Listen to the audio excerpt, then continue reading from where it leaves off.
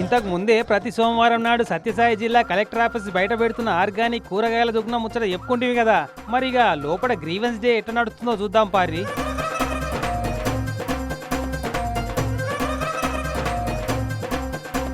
అబ్బా ఎంత బిజీగా ఉన్నారు చూడు. కలెక్టర్ సార్ ముంగట కుర్చీలలో కూర్చున్న గీ అధికారులంతా. ఈ మేడం ఏమో క్యాండీ క్రష్ ఆడేందుకు కష్టపడుతుంటే ఇంకో మేడం ఏమో కష్టపడి కుర్చీలనే కునుకు తీస్తుంది పాపం.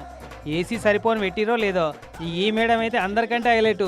మాట్లాడేందుకు ఒక ఫోను, చాటింగ్ చేసేందుకు ఇంకో ఫోను.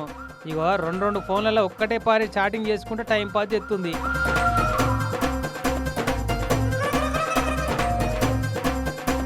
ఇక ఇట్లా చాటింగ్లు, షేరింగ్లు, గేమింగ్లలో తల మునకలయ్యారు పాపం అధికారులంతా.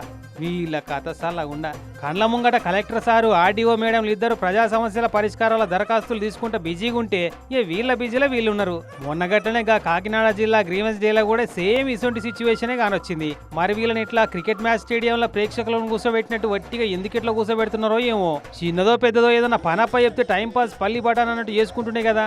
వట్టిగా కూర్చోబెడితే కునుకన్నది ఇస్తారు, ఫోన్లలో చూస్తారు.